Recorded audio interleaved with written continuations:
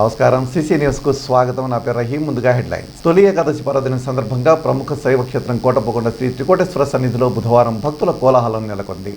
స్వామివారికి పంచామృతాభిషేకాలు, విశేష ద్రవ్యాలతో రుద్రాభిషేకం వైభవంగా నిర్వహించారు. తెల్లవారుజాము నుంచే భక్తులు కొండకు వేలాదిగా తరలివచ్చి కోటేశ్వర స్వామిని దర్శించుకొని ప్రత్యేక అభిషేకాలు, పూజలు చేశారు. భక్తులు పొంగళ్ళు పొంగించి స్వామివారికి సమర్పించారు. ఆనందవల్లి అమ్మవారిని దర్శించుకొని పూజలు చేశారు. సోపాన మార్గంలో భక్తులు మెట్ల పూజలు చేశారు. వినాయక స్వామి విగ్రహం, ధ్యాన శివుని విగ్రహం, నాగేంద్రుని పుట్ట వద్ద భక్తులు పూజలు చేశారు.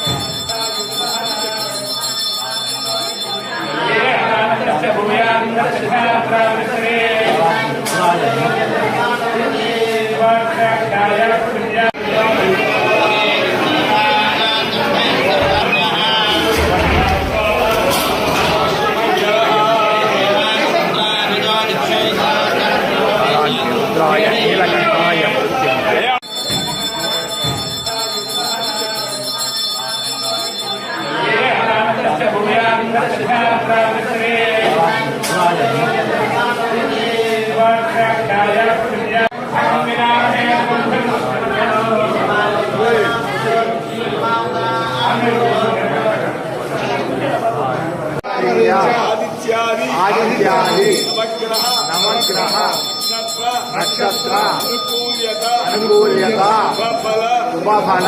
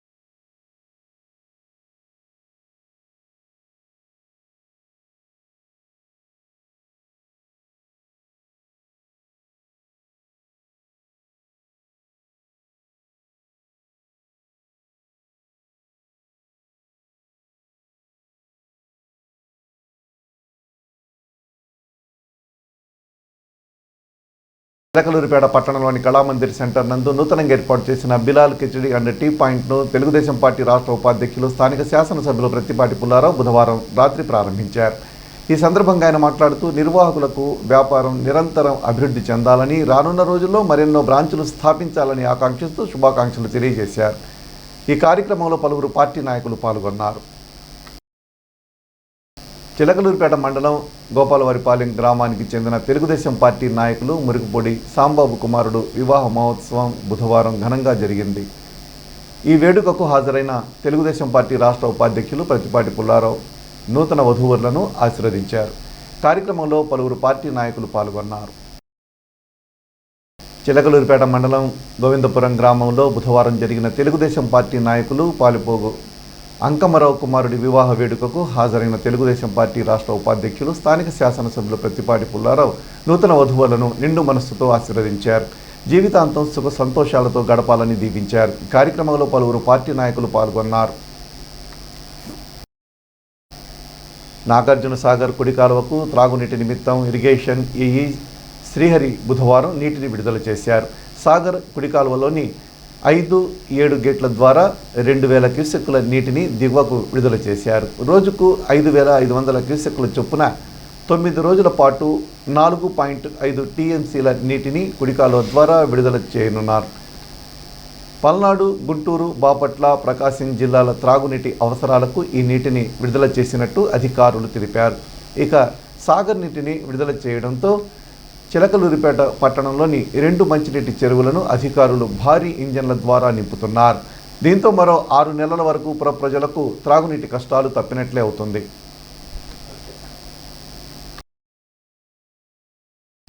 పల్నాడు జిల్లా వినుకొండ పట్టణంలో బుధవారం రాత్రి దారుణ హత్య చోటు చేసుకుంది. ఈ మేరకు జిల్లా ఎస్పీ కె శ్రీనివాసరావు మీడియాతో మాట్లాడుతూ కేవలం వ్యక్తిగత కక్షల కారణంగానే జిలాని అనే వ్యక్తిని రషీద్ నడి రోడ్డుపై కత్తితో దాడి చేసినట్లు వెల్లడించారు. ఈ హత్యకు రాజకీయ పార్టీలకు ఎటువంటి సంబంధం లేదని స్పష్టం చేశారు.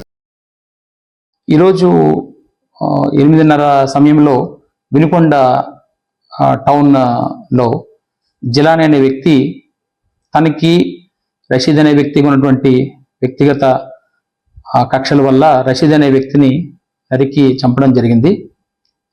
ఇటువంటి చర్యలు ఏమైనా కూడా ఎక్కడైనా ఏదైనా రిపీట్ అయితే చట్టపరంగా చాలా కఠినమైనటువంటి చర్యలు తీసుకోవడం జరుగుతుంది. ఎవరైనా వీటిని ఎక్కడైనా ప్రోత్సహించినా కూడా వాళ్ళు కూడా చట్టపరంగా తీసుకునే చర్యలకి బాధ్యులవుతారు. రేపు పట్టణంలో కూడా ప్రజలందరికీ కూడా ఈ విషయాన్ని తెలియజేస్తున్నాము. అందరూ సంయమనం పాటించాలి. ఎటువంటి నేర చరిత్ర ఇకపై కనబడినా కూడా అది ఉపేక్షించడం జరగదు. దీన్ని గమనించమని పోలీస్ నుంచి ఒక హెచ్చరిక అయితే ఖచ్చితంగా చేస్తున్నాము. దీన్ని ఖచ్చితంగా గమనించాల్సిన అవసరం కూడా అందరికీ ఉందని కూడా తెలియజేస్తున్నాం. 144 సెక్షన్ కూడా అది అమల్లోకి తీసుకుంటున్నాం. అక్కడ ఎవరు ఎటువంటి శాంతి భద్రతల విఘాతం కలిగించినా కూడా కఠినమైనటువంటి చర్యలు తీసుకుంటాం. ఇప్పటి వరకు ఈ ఇద్దరి మధ్య ఉన్నటువంటి వ్యక్తిగత కక్షలే కారణంగా కనబడుతుంది. ఎటువంటి పార్టీల ప్రమేయం కానీ ప్రస్తుతానికి ఏమీ కనబడడం లేదు. కాబట్టి ప్రజలు దీన్ని గమనించి ఎటువంటి శాంతి భద్రతల సమస్యని తలెత్తనీయకుండా చూడాలని చెప్పడం జరుగుతుంది. ఇటువంటి చర్యలకు పాల్పడే ప్రతి ఒక్కరికి కూడా కఠినమైనటువంటి హెచ్చరికలు అయితే చేయడం జరుగుతుంది. పోలీస్ నుంచి కఠినమైన చర్యలు కూడా తీసుకుంటామని చెప్పి ఖచ్చితంగా చెప్పడం అయితే జరుగుతుంది. ఇప్పటి నుంచి ఇక్కడ 144 సెక్షన్ని అమల్లో పెడుతున్నాము. 144 సెక్షన్ కూడా ఇక్కడ అమల్లో ఉంది అని కూడా తెలియజేస్తున్నాము. చిలకలూరిపేట పట్టణంలోని సుబ్బయ్య తోటలో శ్రీ దత్తసాయి అన్నదాన సమాజం మరియు జై జై సాయి ట్రస్ట్ ఆధ్వర్యంలో వేంచేసి ఉన్న శ్రీ దత్తసాయి సన్నిధిలో గురువారాన్ని పురస్కరించుకొని సద్గురు శ్రీ దత్తాత్రేయ స్వామి వారికి ప్రత్యేక అర్చన అభిషేక పూజా కార్యక్రమాలు నిర్వహించారు. అనంతరం భక్తులకు అన్న సంతర్పణ కార్యక్రమం జరిగింది. సందర్భంగా ట్రస్ట్ చైర్మన్ పుష్పాటి బాలాజీ మాట్లాడుతూ ఈ నెల 21 ఆదివారం వ్యాస పౌర్ణమి గురు పౌర్ణమి పురస్కరించుకొని స్వామివారికి ప్రత్యేక పూజలు జరుగుతున్నాయని తెలియజేశారు. ఉదయం 8 గంటలకు వేదమంత్రాలతో బాబావారికి అభిషేకం, 10 గంటలకు జాతకంలో సకల దోషాలు పోగొట్టే జాతక గురువుల సిద్ధి పూజా కార్యక్రమం, మధ్యాహ్నం 12 గంటలకు అన్నదాన కార్యక్రమం జరుగుతుందన్నారు. భక్తులు ఈ పూజాది కార్యక్రమాల్లో పాల్గొని స్వామిని దర్శించుకొని అన్నప్రసాదం స్వీకరించి సద్గురు అనుగ్రహం పొందాలని ఆయన కోరారు. కార్యక్రమంలో పట్టణ ఆర్యవైశ్య ప్రముఖులు కొత్తూరి హనుమంతరావు, అయినవోలు హనుమంతరావు తదితరులు పాల్గొన్నారు. చిలకలూరుపేట సుబ్బయ్య తోట శ్రీ దత్తసాయి అన్నదాన సమాజం మరియు జై జై సాయి ట్రస్ట్ ఆధ్వర్యంలో వేంచేసి ఉన్న శ్రీ దత్తసాయి సన్నిధిలో ఈరోజు పరమ పవిత్రమైన గురువారం సందర్భంగా బాబాగారి ప్రత్యేక పూజ అభిషేక అర్చన కార్యక్రమాలు జరిగినాయి. అనంతరం అన్నదాన కార్యక్రమం కూడా మరి వచ్చిన భక్తులందరూ కూడా నిర్వహించడం జరిగింది. అలాగే భక్తులందరికీ కూడా మరొక ముఖ్యమైన గమనిక ఏంటంటే రేపు వచ్చే ఆదివారం అంటే 21వ తేదీ ఆదివారం పరమ పవిత్రమైన ఆషాఢ పౌర్ణమి. ఈ ఆషాఢ పౌర్ణమి వ్యాస పౌర్ణమి గురు పౌర్ణమిగా వ్యవహరిస్తారు. ఈ గురు పౌర్ణమిని బాబా గారు జీవించిన రోజుల్లో స్వయంగా చెప్పిన మాట ఏంటంటే ఎవరైతే గురు పౌర్ణమి రోజున మరి వాళ్ళ గురువులను సేవిస్తారో వాళ్ళందరికీ కూడా సర్వకార్యాలు సిద్ధించి మంచి జరుగుతుందని చెప్పారు. అక్కడ ఉన్న భక్తులందరూ కూడా మాకు ఎవరో గురువు ఎవరో తెలియదు, నువ్వే మా సద్గురువు అని చెప్పేసి ఆ రోజు నుంచి బాబా గారిని గురు పౌర్ణమి రోజున ఉత్సవాలు చేయడం, వేడుకలు చేయడం ఆయన జీవించిన రోజుల్లోనే మొదలు పెట్టడం జరిగింది. అటువంటి గురు పౌర్ణమి ఈ రోజు పరమ పవిత్రమైన గురు పౌర్ణమిగా వెలుగుతుంది. అటువంటి కార్యక్రమం అటువంటి గురు పౌర్ణమి దత్తసాయి సన్నిధిలో ఆదివారం రోజున ఆ రోజు మరి ఉదయాన్నే కాకడహారతితో 5 గంటల 15 నిమిషాలు కాకడహారతి, 8 గంటలకు పంచామృతాలతో బాబా గారికి అభిషేక పూజా కార్యక్రమాలు అర్చనా కార్యక్రమాలు జరుగుతాయి. అలాగనే మహాశక్తివంతమైన శ్రీ సద్గురు జాతక గురుబల సిద్ధి పూజ అని చెప్పేసి ఎక్కడ ఈ పూజ మనకు లభించదు. అటువంటి పూజ ఈ దత్తసాయి సన్నిధిలో పాల్గొనవచ్చు. ఎవరైనా పాల్గొనవచ్చును. ఈ పూజలో మగ ఆడ ఎవరైనా పాల్గొనవచ్చును. ఈ పూజలో పాల్గొన్న అందరికి కూడా సామానంతా కూడా మందిరం వారే ఉచితంగా ఇస్తారు. ఎటువంటి రుసుములు ఈ దీనికి చెల్లించనక్కర్లేదు. ప్రతి ఒక్కళ్ళు వచ్చి పాల్గొని జాతకంలో మన పూర్వజన్మ దోషాలు ప్రారంభ కర్మలు చాలా ఉంటాయి.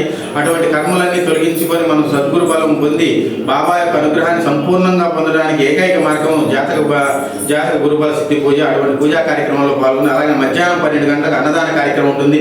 రాత్రికి దీప పూజ బాగుంటుంది. ప్రతి ఒక్కళ్ళు కూడా ఈ పూజల్లో పాల్గొని తరించాలని చెప్పేసి మా దత్తసాయి తరపున కోరుకుంటూ ఉన్నాం. సాయిరాం. ఈ రోజున గురువారం, మరి గురువారం అంటే సాయిబాబాకి వెంటనే గుర్తొచ్చే రోజు. మన చిలకలూరుపేటలో గుండపోటు రామచంద్ర ఆసుపత్రి ఎదురుగా, పాత గుండపోటు రామచంద్ర ఆసుపత్రి ఎదురుగా, చైతన్య టెక్నో స్కూల్ ఎదురుగా ఉన్నటువంటి మన దత్తసాయి సమాజంలో పూజలు అవన్నీ ఉదయం కూడా జరిగినాయి. ఆ తర్వాత అందరికీ పేదలకి అన్నదాన కార్యక్రమం జరుగుతుంది. ఈరోజు 21వ తారీఖు చాలా పవిత్రమైన రోజు. ఆ రోజున మన బాబా గారికి ప్రత్యేకమైన పూజలు అవన్నీ జరుగుతున్నాయి. 12 గంటలకి అన్నదాన కార్యక్రమం కూడా ఉంది. సాయంకాలం 6 గంటలకి దీప పూజా కార్యక్రమాన్ని ప్రత్యేకంగా ఏర్పాటు చేయడం అయింది. కావున భక్తులందరూ గమనించవలేను. చిలకలూరిపేట పట్టణంలో గురువారం దారుణం చోటు చేసుకుంది. స్థానిక మంచినీటి చెరువులో చేపల కోసం దిగిన ఓ యువకుడు గల్లంతయ్యాడు. సమాచారం అందుకున్న పోలీసులు హుటాహుటిన మంచినీటి చెరువు వద్దకు చేరుకుని గజ ఈతగాళ్ల సాయంతో మృతదేహాన్ని వెలికితీశారు. మృతుడు హనుమాన్ నాయక్గా పోలీసులు గుర్తించారు. అనంతరం కేసు నమోదు చేసుకుని దర్యాప్తు చేస్తున్నారు.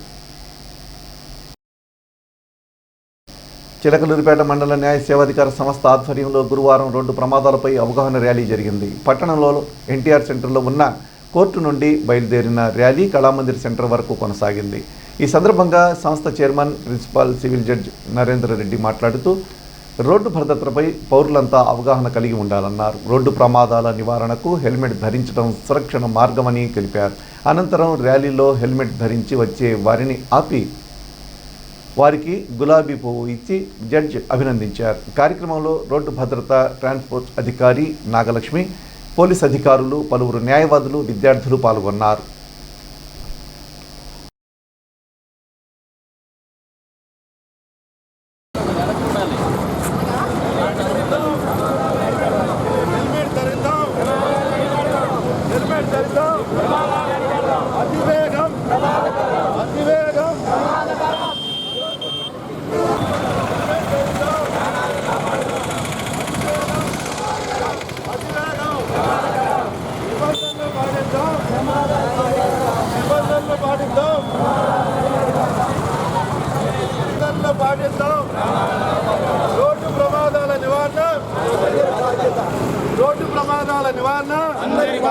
రోడ్డు ప్రమాదాల నివారణ హెల్మెట్ ధరిద్దాం.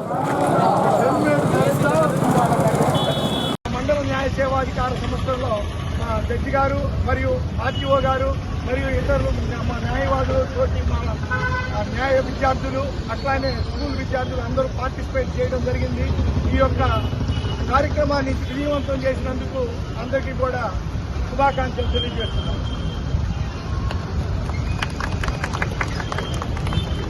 అందరికీ నమస్కారం. ఈరోజు ఈ కార్యక్రమాన్ని ఇక్కడ ఏర్పాటు చేయడం అంటే కేవలం ఒక అరగంట కార్యక్రమం కాదు. దీని వెనకాల ఒక లోతైనటువంటి ఆలోచన విధానంతో ఈ కార్యక్రమాన్ని ఏర్పాటు చేయడం జరిగింది. ఇది ఇక్కడ మాత్రమే కాదు, రాష్ట్ర వ్యాప్తంగా, దేశవ్యాప్తంగా జరుగుతూ ఉంది. ఎంచేతంటే ఇప్పుడు పెద్దలు చెప్పినట్లుగా 3700 రోడ్డు ప్రమాదాల కారణంగా మనుషులు చనిపోతే అందులో 3040 మంది హెల్మెట్ లేని కారణంగా చనిపోయారనేది వాస్తవం. పెద్దలు చెప్పినట్లుగా మన తెలుగు రాష్ట్రాల్లో తెల్లవారేసరికి 48 మంది చనిపోతా ఉన్నారు. ప్రతి గంటకి ఇద్దరు చనిపోతా ఉన్నారు. ప్రపంచవ్యాప్తంగా జరిగేటువంటి రోడ్డు ప్రమాదాల్లో భారతదేశంలో 10% జరుగుతున్నాయనేది వాస్తవం. భారతదేశంలో జరిగేటువంటి రోడ్డు ప్రమాదాల్లో తెలుగు రాష్ట్రాలు అత్యధికంగా నమోదవుతున్నాయి. అందులో ఆంధ్రప్రదేశ్ మన గుంటూరు జిల్లా. ఇది గుంటూరు జిల్లాలో చిలకలూరుపేట హైవే మీద ఉన్న కారణంగా ప్రతి మాసంలో గణాంకాల ప్రకారం 4 ప్రాణాలు కోల్పోతా ఉన్నారు. ఈ ప్రాణాలు యుద్ధంలో కూడా ఎంతమంది చనిపోతే ఒక మంచి కారణం కోసం చనిపోయారని మనందరం కూడా గర్వపడతాం. మరి రోడ్డు మీదకి వచ్చినటువంటి వాళ్ళు, ఇక్కడ ఉద్యోగాలకు వచ్చేటువంటి వాళ్ళు, చదువుకోవడానికి రోడ్డు మీదకి వచ్చేటువంటి వాళ్ళు, కళాశాలకు వెళ్లేటువంటి మార్గంలో మరి కొద్దిపాటి సురక్షిత విధానాలు పాటించకపోవడం కారణంగా చనిపోతున్నారంటే ఇది చాలా ముఖ్యమైనటువంటి విషయం అనేటువంటిది సుప్రీంకోర్టు, హైకోర్టు గుర్తించడం ద్వారానే ఈ కార్యక్రమాన్ని ఏర్పాటు చేయడం జరిగింది. పట్టణంలోని స్థానిక మోడర్న్ స్టెల్లార్లో నిర్వహిస్తున్న నాగార్జున యూనివర్సిటీ డిస్టెన్స్ ఎడ్యుకేషన్ ద్వారా పరీక్ష రాసిన డిగ్రీ విద్యార్థులంతా ఉత్తీర్ణులయ్యారని డిగ్రీ కళాశాల ప్రిన్సిపల్ జంగు సుభాని తెలిపారు. గురువారం ఆయన కళాశాల ప్రాంగణంలో అడ్మిషన్ బ్రోచర్ ఆవిష్కరించారు. దూర విద్య ద్వారా చదవడం వలన కళాశాలకు వెళ్లకుండానే డిగ్రీ పొందవచ్చన్నారు. నూతనంగా చేరగోరే వారికి అదే మోషన్ ప్రారంభమయ్యాయన్నారు. ఈ కార్యక్రమంలో దినకర్ తదితరులు పాల్గొన్నారు. పట్టణ మరియు పరిసర ప్రాంతాల విద్యార్థులకు మరియు వారి తల్లిదండ్రులకు మా మోడర్న్ డిగ్రీ కళాశాల కృతజ్ఞతాభివందనాలను తెలియజేస్తా ఉన్నాం. ఇటీవల ఆచార్య నాగార్జున యూనివర్సిటీ వారు నిర్వహించినటువంటి డిస్టెన్స్ ఎడ్యుకేషన్ ఫలితాలలో మా కళాశాల 100% ఉత్తీర్ణత సాధించింది. విద్యార్థులు 127 మంది డిస్టెన్స్ పరీక్షలు రాస్తే ఆ 127 మంది కూడా ఉత్తీర్ణత సాధించడం జరిగింది. మరి ఈ డిస్టెన్స్ ఎడ్యుకేషన్ మోడర్న్ డిగ్రీ కళాశాలలో మరి గత 20 సంవత్సరాలుగా ఈ చిలకలూరుపేట ప్రాంతంలో అనేక మందికి డిగ్రీలు అందించడం జరిగింది. కాబట్టి ఈ అవకాశాన్ని పట్టణంలో ఉండేటువంటి వాళ్ళు, పరిసర ప్రాంతాల గ్రామాల వాళ్ళు, గృహిణులు కూడా ఎలాంటి చదువు లేకపోయినప్పటికీ కూడా డిగ్రీని సాధించడానికి ఒక అత్యున్నతమైనటువంటి అవకాశంగా మీరు భావిస్తే మా కళాశాలను దర్శించండి. మా కళాశాలలో ఇక్కడ కోఆర్డినేటర్గా దినకర్ అనేటువంటి ఒక మాస్టర్ గారు ఉన్నారు. ఆయన సంప్రదిస్తే మీకు కావలసినటువంటి సమాచారాన్ని, అడ్మిషన్ల ప్రక్రియని పూర్తి చేస్తారని తెలియజేస్తా ఉన్నాం. థ్యాంక్ యూ అన్న. విశాఖపట్నంలో నిర్వహించిన పాత్రికేయుల సమావేశంలో ఎంపీ విజయసాయిరెడ్డి వ్యవహార శైలి, జర్నలిస్టులపై వ్యవహరించిన తీరు, అనుచిత మాటలు అభ్యంతరకరంగా ఉన్న నేపథ్యంలో స్థానిక జర్నలిస్టుల నిరసన ర్యాలీ నిర్వహించారు. మీడియా స్వేచ్ఛను కాపాడాలంటూ ర్యాలీగా వెళ్లి తహసీల్దార్ కార్యాలయంలో ఉప తహసీల్దార్కు వినతిపత్రం అందజేశారు. తొలుత ఎన్ఆర్టీ సెంటర్లో అరగంట పాటు మానవహారం నిర్వహించారు. విజయసాయి డౌన్ డౌన్ అంటూ నినాదాలు చేశారు. కార్యక్రమంలో అన్ని జర్నలిస్టు యూనియన్ల నాయకులు, ప్రతినిధులు, వైసీపీ మినహా అన్ని పార్టీల నాయకులు పాల్గొన్నారు. చర్యలు తీసుకోవాలి.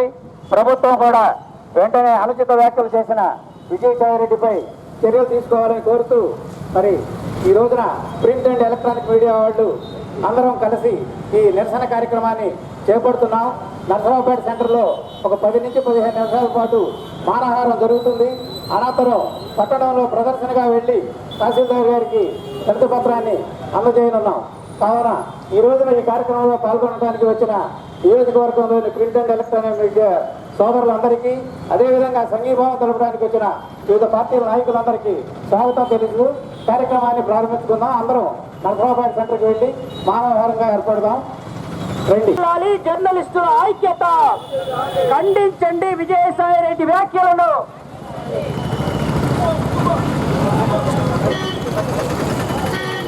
వర్ధిల్లాలి జర్నలిస్టుల ఐక్యత, ఖండించండి.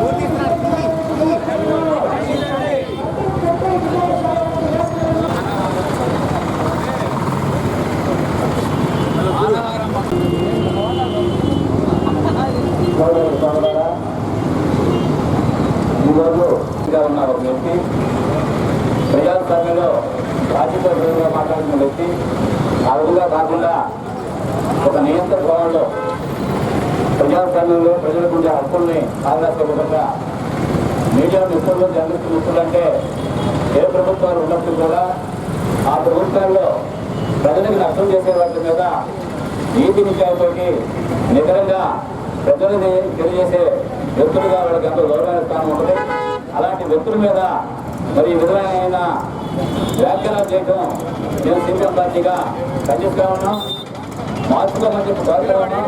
ఆ విధంగా మార్చుకోబోయే అన్ని రాష్ట్రాల్లో కూడా మన జిల్లా పెద్ద ఎత్తున ఏఐసీగా ఉన్న మిత్రులు మొత్తం కూడా మరి చేసే కార్యక్రమాల్లో సిపిఎంగా, ప్రజా సంఘాలుగా మేము మొత్తం కూడా వాళ్ళకి ఎప్పుడు కూడా వాళ్ళ న్యాయమైన డిమాండ్స్లో మేము ఖచ్చితంగా పాల్గొని మా ప్రజా సంఘాలు మొత్తం కూడా మీకు అండగా ఉంటుందని చెప్పి తెలియజేస్తూ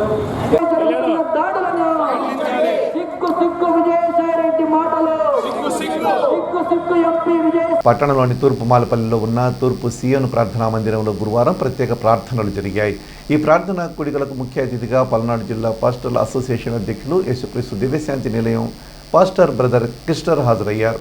ఈ సందర్భంగా ఆయన మాట్లాడుతూ నెలవారీ జరిగే పాస్టర్ల సంఘం సమావేశంలో భాగంగా ఈ ప్రత్యేక ప్రార్థనా కార్యక్రమాన్ని నిర్వహిస్తున్నట్టు తెలియజేశారు. కార్యక్రమంలో వివిధ ప్రాంతాల నుంచి వచ్చిన పాస్టర్లు, స్థానిక చర్చి పాస్టర్ గుడిసె రాజారత్నం తదితరులు పాల్గొన్నారు.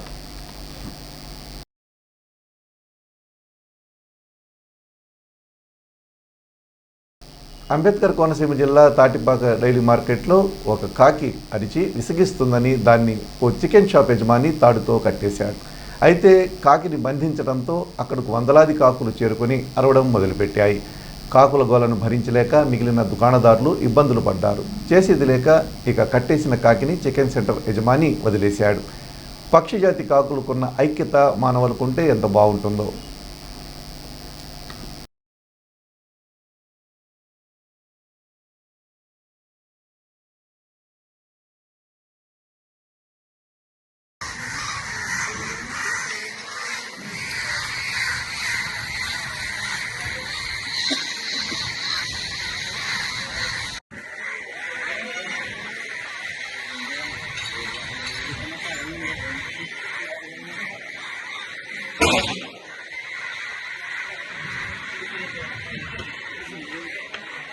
చిలకలూరిపేట పట్టణంలోని మున్సిపల్ కార్యాలయం సమీపంలో ఉన్న కాపు భవనంలో భారతీయ జనతా పార్టీ నియోజకవర్గ ఇన్ఛార్జ్ తాడిపత్రి జయరామిరెడ్డిను స్థానిక కాపు సంఘం నాయకులు ఘనంగా సత్కరించారు. ఈ సందర్భంగా ఎన్డీఏ కూటమి గెలుపుకు బీజేపీ శ్రేణులు ఎంతగానో కృషి చేశారని వారు తెలియజేశారు. తొలుత కాపు భవన్లో రాష్ట్ర ముఖ్యమంత్రి నారా చంద్రబాబు నాయుడు, ఉప ముఖ్యమంత్రి పవన్ కళ్యాణ్ చిత్రపటాలను ఏర్పాటు చేశారు. కార్యక్రమంలో రాష్ట్ర కాపు నాయకులు మల్లెల శివనాగేశ్వరరావు, నియోజకవర్గ కాపు సంఘం అధ్యక్షులు తోట లక్ష్మీనారాయణ, నియోజకవర్గ కాపు సంఘం కార్యదర్శి చౌడవరపు రామారావు, కాపు నాయకులు బండి వెంకటేశ్వర్లు, న్యాయవాది తోట శ్రీనివాసరావు, బైరా కోటేశ్వరరావు, బైరా శ్రీనివాసరావు, అచ్చుకోల శేషు, అచ్చుకోల మురళి తదితరులు పాల్గొన్నారు. ఈరోజు రాష్ట్రంలో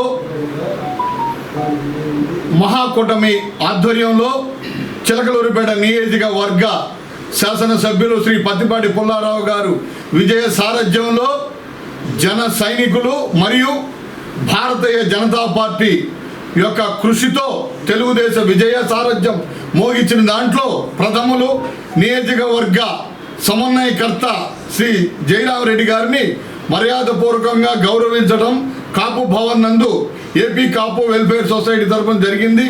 మరియు కాపు భవన్ నందు ముఖ్యమంత్రి వర్యులు నారా చంద్రబాబు నాయుడు గారు మరియు పవన్ కళ్యాణ్ గారి బొమ్మని ఆవిష్కరించడం కూడా జరిగింది.